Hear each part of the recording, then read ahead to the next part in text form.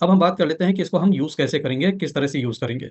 तो इसका एक प्रोटोकॉल है जिसको कहा जाता है basic protocol. Basic 10 point protocol के अंदर आता है। 10 पॉइंट प्रोटोकॉल आपको बताऊं मैं। अब 10 पॉइंट प्रोटोकॉल की अगर हम बात कर रहे हैं तो आपको बताते हुए खुशी होती है कि आपको डिवाइसेस आजकल इस तरह के कैरी बैग में मिलता है। बहुत अच्छा रफ टफ है, जल्दी खराब नहीं होगा। और इसको जब आप ओपन करेंगे तो इसी के अंदर आपको एक बुकलेट मिलेगी इस तरीके से। ये इसके अंदर बुकलेट निकलेगी। और बुकलेट के अंदर आपको एक मिलेगा हमारा जिसमें मार्केटिंग प्लान होगा, और एक होगा जिसमें कैसे यूज करना है और टेराहर्ट्ज क्या है। तो टेराहर्ट्ज के बारे में कुछ डिटेल्स मिलेंगी इस तरह से। हमारे प्रोडक्ट के बारे में जानकारी मिलेगी, कौन सा प्रोडक्ट कितने का है, उसका रेट वगैरह सब कुछ मिल जाएगा। और साथ में मिल जाएगा आपको, पीछे की तरफ देखेंगे तो ये 10 पॉइंट प्रोटोकॉल, ये आपको करना कैसे, हाउ टू यूज। राइट। तो सबसे पहले 2 गिलास पानी चार्ज करके पीना है, और प्रोटोकॉल खत्म करने के बाद 2 गिलास पानी पीना है। राइट। और इसमें कोई जरूरी नहीं कि आप इसी ऑर्डर में करें। अगर मान लीजिए किसी स्टेप को भूल गए, आगे पीछे हो गया, तो भी कोई बात नहीं, आप कर सकते हैं। 10 पॉइंट कवर हो जाने चाहिए, बस इतना जरूरी है। और ये 10 पॉइंट जब आप करते हैं तो उसमें आप लिम्फेटिक सिस्टम को भी एड्रेस कर लेते हैं, आप अपने मेरिडियन को भी क्लियर कर लेते हैं। शुरुआत कैसी करनी है? शुरुआत के लिए आपको चार्ज करके पानी पीना है। राइट। पानी चार्ज करने के लिए 15 सेकंड का ग्लो देंगे इसको, और ये पानी चार्ज हो जाएगा। अगर किसी को 2 गिलास पानी नहीं पीकर होता है, कोई बात नहीं, आप 1 गिलास से शुरू करिए, बीच में धीरे धीरे करके 1 गिलास कंज्यूम कर लीजिए। पानी पियेंगे, बॉडी हाइड्रेट होगी तो टेराहाइड्रेट बॉडी में बेटर एब्जॉर्ब होगा। राइट। इसलिए पानी के साथ शुरुआत करना बहुत जरूरी है। इसके बाद सबसे पहला काम, हाथ की हथेलियां। हाथ की हथेलियों में कैसे ब्लो करेंगे? हाथ की हथेलियों में ब्लो करेंगे इस तरीके से।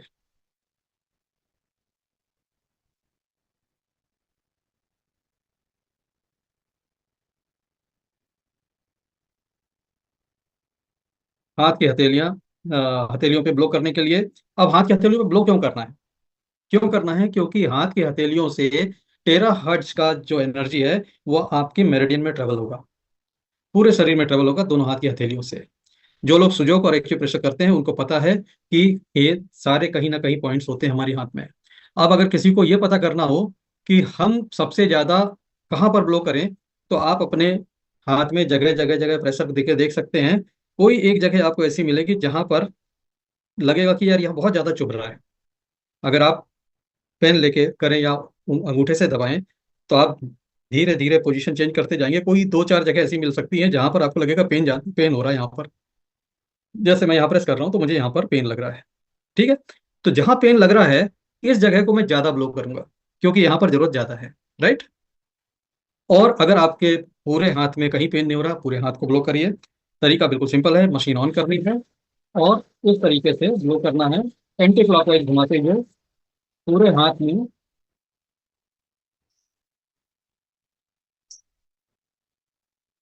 और बहुत फास्ट नहीं करेंगे, आराम से स्लो घुमाएंगे।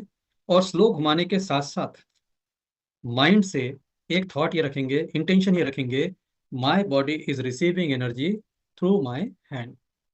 ये जो हमारा हाथ है, ये हमारा हाथ रिसीवर भी है, ये ट्रांसमीटर भी है। ध्यान से समझिएगा इस बात को। हमारे हाथों से एनर्जी जाएगी या एनर्जी रिसीव होगी, ये तय कहाँ से होगा? ये तय होगा आपके इंटेंशन से। जैसे कोई आपको प्रणाम करता है या पैर छूता है, आप उसको यूं करके आशीर्वाद देते हैं। ठीक। यहां से आशीर्वाद देने की भावना आई, और यहां से वो ऊर्जा निकलकर सामने वाले को गई। ठीक, आपका हाथ बन गया ट्रांसमीटर।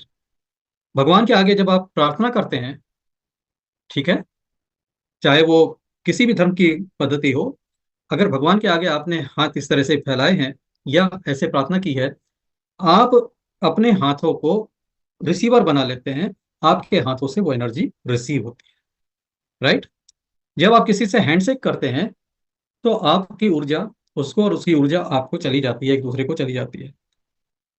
अगर आप अपने माइंड में एक थॉट बना लेते हैं कि ना मुझे एनर्जी देनी है ना रिसीव करनी है, नो ट्रांसमिशन, नो रिसेप्शन, आप हाथ मिलाएंगे, आपके ऑरा को कोई फर्क नहीं पड़ेगा।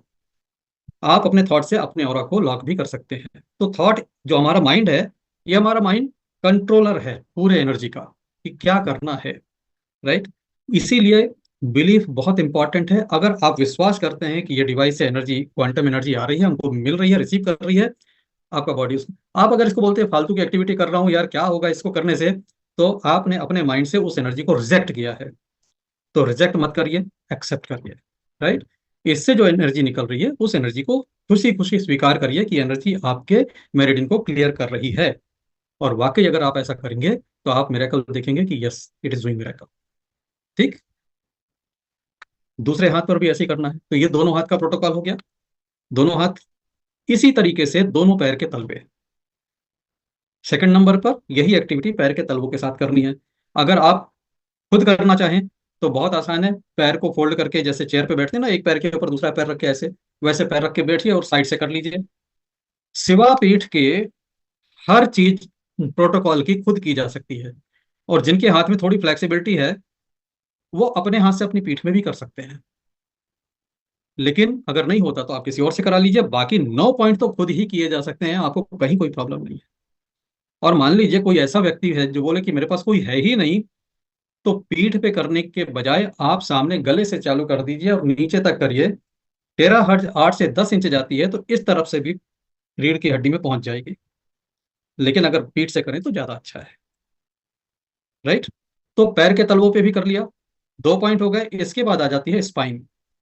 स्पाइन पे करने के लिए आप अपने हाथ से भी कर सकते हैं। किस तरीके से कर सकते हैं मैं दिखाता हूँ, कैसे आप कर सकते हैं। और इस तरह से ब्लो करके ऊपर से नीचे, नीचे से ऊपर, ऐसे भी कर सकते हैं। और किसी से करवा भी सकते हैं।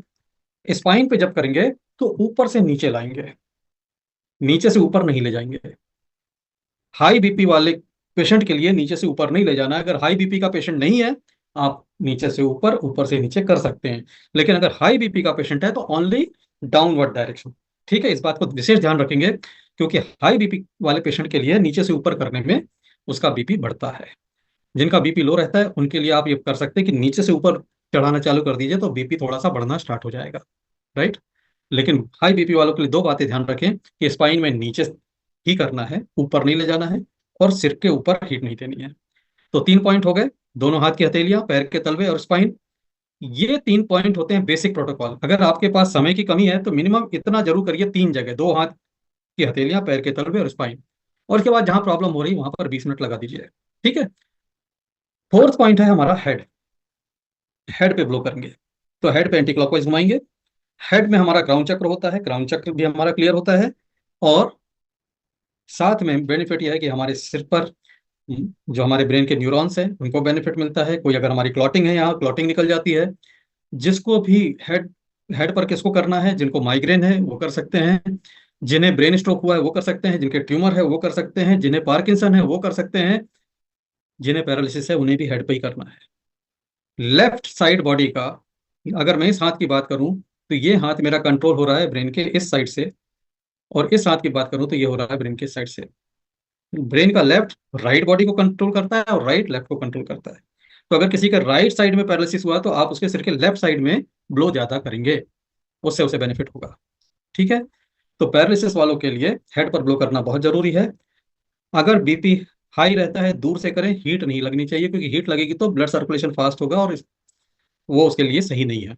लेकिन अगर ऐसी स्थिति है, हीट को अवॉइड करना बहुत आसान है। कैसे अवॉइड कर सकते हैं? आप डिस्टेंस बढ़ाएंगे, हीट कम होती जाएगी। डिस्टेंस बढ़ाने से टेराहर्ट्ज कम नहीं होगा, इस बात का ध्यान रखें। कभी मत सोचे कि दूर से करेंगे तो टेराहर्ट्ज कम मिलेगा ना। आप दूर से करें, पास से करें, टेराहर्ट्ज उतना ही मिलेगा। ठीक है ना। हीट कम ज्यादा हो जाएगी। और अगर दूर करने से भी हीट लग रही है तो फिर आप एक काम कर सकते हैं।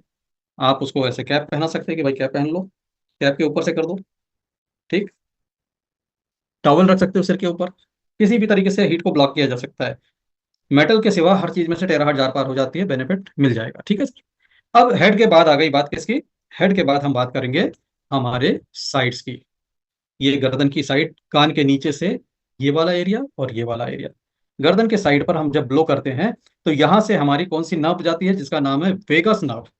वेगस नर्व हमारी अगर ब्लॉक हो जाए तो ब्रेन को पता नहीं लगेगा कि गर्दन के नीचे क्या क्या हो रहा है। हमारी बॉडी में जो कुछ भी होता है सारा कम्युनिकेशन वेगस नर्व के थ्रू होता है, जिसके थ्रू ब्रेन मॉनिटर करता है पूरी बॉडी को। और वेगस नर्व अगर ब्लॉक हो जाए तो पता नहीं लगेगा। वेगस नर्व अगर ब्लॉक हो जाए तो आदमी खाना खाता चला जाएगा, उसको पता नहीं लगेगा कि भाई पेट भरा कि नहीं भरा। बहुत ज्यादा जो लोग खाना खाते हैं उनके यहाँ पे ब्लो करना शुरू कर दीजिए, कुछ दिन में आप देखेंगे कि उनका खाना भोजन कम होने लग जाएगा। क्यों? क्योंकि पेट फुल का सिग्नल भी तो यहीं से जा रहा है। ठीक है ना?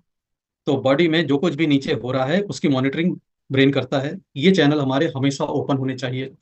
तो जब आप इसको ओपन कर देते हैं तो ब्रेन मॉनिटर भी कर लेता है और ब्रेन डिसीजन भी ले लेता है कि किस तरह के चेंजेस करने हैं उन प्रॉब्लम को हैंडल करने के लिए। तो ये बहुत इंपॉर्टेंट पॉइंट है, इसको जरूर करें। इसके बाद आ जाता है हमारे आर्म पिट्स, यहाँ पर ब्लो करना। इन आर्म पिट्स में कपड़ों के ऊपर से भी ब्लो कर सकते हैं, कपड़े निकाल के भी ब्लो कर सकते हैं, घर की प्राइवेसी में अकेले में। दोनों तरफ 5-5 मिनट ब्लो करिए। ब्लो करने से आपके यहाँ पर होते हैं लिम्फ नोड्स, यहाँ से हमारे टॉक्सिन्स रिलीज होते हैं और धीरे धीरे करके ये टॉक्सिन रिलीज करने वाली जगह की एफिशिएंसी कम हो जाती है। और एफिशिएंसी कम हो जाने से यहाँ से टॉक्सिन की मात्रा कम निकलती है, कुछ टॉक्सिन हमारे अंदर रह जाते हैं। जो टॉक्सिन अंदर रह जाते हैं वो हमारे बॉडी में ट्यूमर बनाने लगते हैं, सिस्ट बनाने लगते हैं, तरह तरह की प्रॉब्लम होने लगती है। तो जब हम इनको एक्टिवेट कर देते हैं तो वो टॉक्सिन बाहर निकलने लगते हैं और धीरे धीरे हमारी बॉडी ने ट्यूमर बनाए थे वो भी एलिमिनेट हो जाते हैं। बॉडी के अंदर जो ट्यूमर होते हैं, ये ट्यूमर क्यों बनते हैं? एक्चुअली ट्यूमर बनता है हमारी जान बचाने के लिए, हमारी जान लेने के लिए नहीं। इस बात को आप समझिएगा कि ट्यूमर अगर शरीर बना रहा है तो शरीर आपकी जान बचाने के लिए ट्यूमर बना रहा है, जान लेने के लिए ट्यूमर नहीं बना रहा है। आप देखें, अगर घर में आपके बहुत सारा कबाड़ ऐसा फैला हो और अचानक घर में मेहमान आ जाए तो क्या किया जाता है? सारे कबाड़ को एक चादर में लपेट के गठरी बना के एक तरफ फेंक देते हैं कि जब मेहमान जाएंगे तो उसको खोल के ठिकाने लगा लेंगे। ऐसा ही शरीर करता है कि आपका शरीर, आप उसको भोजन दे देते हैं, भोजन को उसको हैंडल करना है भाई, उसको एंटरटेन करना है, उसको नहीं करेगा तो वही भोजन हमारे लिए जहर बन जाएगा। तो उसको, अब जो चीज पहले से जमी हुई है उसको वो फेंकने की कोशिश कर रहा था और उसने आपने उसको डाइवर्ट करके दूसरे काम पे लगा दिया, तो क्या करेगा? शरीर हमारा टॉक्सिन को एक ट्यूमर की शक्ल में पोटली बना के एक तरफ छोड़ देगा कि भाई इसको बाद में देखेंगे, अभी तो छोड़ दो, ये शरीर में फैलेगा नहीं, इतने में रहेगा। तो ऐसे बनते हैं ट्यूमर। तो जब आपके शरीर में आप शरीर को अलाउ करते हो कि वो टॉक्सिन को हैंडल बेहतर कर पाए तो ये उन्हीं टॉक्सिन को बाहर भी कर देता है। हर ट्यूमर रिवर्सिबल है। हम लोगों की गलती क्या होती है कि हम लोग जानवरों से भी नहीं सीखते। एक जानवर अगर बीमार पड़ जाए, आप उसको लाठी मार के भी नहीं खिला सकते, वो खाना छोड़ देता है। लेकिन हम ऐसे हैं कि बीमार पड़ जाएंगे तो खाने का प्रकार बदल लेंगे लेकिन खाना बंद नहीं करेंगे। अब अगर कोई ये सोचता हो कि खाना बंद करने से हमारा शरीर ठीक कैसे होगा, इतनी भीषण अज्ञानता हमारे अंदर भरी हुई है कि हमको लगता है कि अगर हम खाना नहीं खाएंगे तो हम भगवान को प्यारे हो जाएंगे। खाना नहीं खाएंगे तो आप जल्दी ठीक हो जाएंगे। खाना तभी खाना चाहिए जब शरीर मांगे। आदमी क्या कर रहा है आजकल? खाना शरीर की मांग के हिसाब से नहीं हो रहा, टाइम के हिसाब से हो रहा है या शौक के हिसाब से हो रहा है। राइट? तो जब आपका लग रहा है कि यार भूख नहीं लगी है तो खाना मत खाओ। खाना हमेशा भूख लगने पे खाओ, क्योंकि जब आप बिना भूख के खाना अंदर भेज दोगे तो वो खाना आपके लिए प्रॉब्लम ही पैदा करने वाला है, वो आपको हेल्थ देने वाला नहीं है। खाना हेल्थ तभी देगा जब शरीर ने मांगा है, शरीर खाने को प्रोसेस करने के लिए रेडी है। तो यहाँ पे आपके पास है तो एक ही ऊर्जा, उस ऊर्जा से या तो खाना हजम कराएं या शरीर को ठीक कराएं। तो यहाँ पर थोड़ा सा ध्यान देने की बात है कि जब आप बीमार हो, जब आप हेल्थ रिकवर कर रहे हो, तो खाना बहुत कम मात्रा में खाएं। अगर शरीर नहीं मांग रहा है ना खाएं, आप जल्दी ठीक होंगे। यहाँ पर टेराहर्ट्ज का रोल यह है कि आप टॉक्सिन को हैंडल करने के लिए दोनों तरफ आर्म पिट्स में ब्लो करते हैं। आर्म पिट्स वो जगह है जहां से हमारे टॉक्सिन्स निकलते हैं। आर्म पिट पे ब्लो करने से आपको साइड बेनिफिट क्या होगा? आप इधर ब्लो करेंगे तो हार्ट एरिया भी ठीक होने लग जाएगा, दूसरी तरफ ब्लो करेंगे तो लंग्स एरिया भी ठीक होगा। तो आपको साइड बेनिफिट में लंग्स और हार्ट की हेल्थ भी बढ़िया हो जाएगी, क्योंकि टेराहर्ट्ज वहां तक जाएगा। इसके बाद बारी आती है आपके स्टमक रीजन की।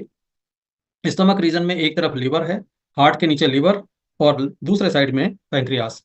इस लोअर एब्डोमेन एरिया को जब आप ब्लो करेंगे तो आपको लिवर और पैंक्रियास दोनों पर बेनिफिट मिल जाएगा। आज हर आदमी का, जिसका भी अगर पेट निकल गया है, पेट पर एक्सेस फैट है, वो मान ले कि उसको फैटी लिवर है। फैटी लिवर यानी कि लिवर पे फैट होना। ठीक है? आप फैट बॉडी में अगर है तो बॉडी क्या करेगी? फैट को जगह जगह ऐसी जगह जमा कर देगी कि आप जिंदा बचे रहें। अगर मान लीजिए वो ब्लड में जमा कर दे तो हम तो मर जाएंगे, या लीवर में जमा कर ले तो मुसीबत हो जाएगी। तो बॉडी क्या करती है, किसी को यहाँ फैट जमा कर देती है, किसी को पेट में जमा कर देती है, किसी को जगह जगह जमा कर देती है, राइट। और जिनकी बॉडी में जमा नहीं हो पाता बेचारे, वो स्ट्रोक हो जाता है, ब्लॉकेज हो जाती है, कुछ ना कुछ गड़बड़ हो जाती है। लेकिन किसी भी तरीके से बॉडी में एक्सेस फैट नहीं होना चाहिए। एक्सेस फैट बहुत बड़ी प्रॉब्लम है। और एक्सेस फैट को खत्म करने के लिए टेराहर्ट्ज ये बहुत जल्दी खत्म करता है। जो लोग रेगुलर यूज करते हैं उनको पता है कि जहां जहां ब्लो करते हैं वहां फैट खत्म होने लग जाती है, राइट। तो ये प्रोटोकॉल मैंने बताया जो आपको। इसके अलावा अभी दो चार पॉइंट बाकी हैं। एक पॉइंट बाकी है जो आपके थाई के जॉइंट, जहां से हमारा हमारी थाई मुड़ती है, यानी कि मैं खड़े होकर आपको दिखाऊं, थोड़ा सा कैमरा नीचे करके दिखाता हूँ। ये एरिया आप देखें, ये जैसे ये पैर मुड़ रहा है तो ये वाली जगह है, ठीक है। या ये पैर मोड़ता हूं तो ये जगह है। तो ये जो जॉइंट है, इन जॉइंट पे आप देखें कि जब हम नहाते स्नान करते हैं तो उन जगहों को साबुन लगाना पड़ता है, क्योंकि बॉडी वहां से टॉक्सिन रिलीज कर रही है। तो ऐसी जगहों पे जब आप 2-2 मिनट इसका ब्लो करते हैं तो वहां पे जो भी ऐसे ग्लैंड्स हैं जो टॉक्सिन्स को बाहर कर रहे हैं, उनकी एफिशिएंसी बढ़ जाती है। हमारी बॉडी से टॉक्सिन्स बाहर होते रहे, 50 बीमारियां अपने आप ठीक रहती हैं, ठीक है। लेकिन हमारे साथ क्या हो गया है कि हम लोगों ने ठंडे वातावरण में रहना शुरू कर दिया है। एसी एसी एसी, घर में एसी, कार में एसी, ऑफिस में एसी, और इतनी एसी के साथ बॉडी की हो गई ऐसी तैसी। इसलिए बचें, थोड़ी सी गर्मी झेलें, पसीना बहाएं, कुछ ऐसा एक्सरसाइज करें कि शरीर पसीना निकाले। पसीना निकालेगा तो पसीने के साथ टॉक्सिन्स भी निकलते हैं। इससे गर्मी लगती है, पसीना आता है, वेलकम करिए उसको, घबराइए मत। तो वहां पर ब्लो करेंगे थाई जॉइंट पे, थाई जॉइंट पे आप ब्लो करेंगे। और वहां पर ब्लो करने का फायदा क्या होगा, वहां पर ब्लो करने का फायदा ये होगा कि वहां उस एरिया में ब्लो करेंगे तो आपके जेनिटल्स की हेल्थ भी अच्छी होगी, प्रोस्टेट की प्रॉब्लम भी ठीक हो जाएगी, कोई अगर यूटीआई इन्फेक्शन है वो भी ठीक हो जाएंगे। साइड बेनिफिट में यूरिनरी ट्रैक सिस्टम पर भी बहुत अच्छा रिजल्ट मिलेगा। इसके बाद घुटनों के पीछे, जैसे आर्म पिट के नीचे बताया, वैसे घुटनों के पीछे, नी पिट कहते हैं उसको, घुटनों के पीछे, इसकी बात कर रहा हूं मैं। देखिए ये जगह, राइट, ये वाली जगह। अब इसको ब्लो करना बहुत सिंपल है, अपने हाथ से आप ब्लो करिए। यहाँ पर आप ब्लो करेंगे 2 मिनट इस जगह। तो यहाँ पर जो टॉक्सिन निकालने वाले ग्लैंड है वो भी काम करेंगे, और यहाँ से जो टेरा हट जाएगा ये नी पेन को भी खत्म करेगा। तो जिनको नी पेन है वो नी पर सामने से करने के बजाय अगर इस तरफ से करेंगे तो 2 in 1 काम हो जाएगा। यहाँ पर जो लिम्फेटिक लिम्फ नोड्स हैं वो भी एक्टिव होंगे, यहाँ से जो टॉक्सिन निकलता है वो भी निकलेगा, प्लस यहाँ से जो टेरा हट जाएगा वो अंदर आपको पेन में रिलीफ भी देगा। दोनों पैर में कर लेना है। तो ये हो गया आपके प्रोटोकॉल्स, 10 पॉइंट प्रोटोकॉल, और इसके बाद पानी पी लेना है, राइट। तो इतनी सिंपल सी बात है, और इतना सिंपल इसको यूज करना है कि एनी बडी कैन यूज, कि इसके लिए कोई बेसिक एजुकेशन की भी जरूरत नहीं है। इतना अगर आप किसी को समझा दें वो यूज कर लेगा। और इससे क्या होगा कि अगर इससे थोड़ा सा ज्यादा भी कर दे तो कोई हार्म नहीं है। इतना सब करने के बाद, इतना करने के बाद जहां प्रॉब्लम है, मान लीजिए किसी को फ्रोजन शोल्डर है, तो फ्रोजन शोल्डर के लिए फिर आप लगाइए 15 से 20 मिनट। यहाँ पर 15 से 20 मिनट करेंगे, आपको रिलीफ आना शुरू हो जाएगा।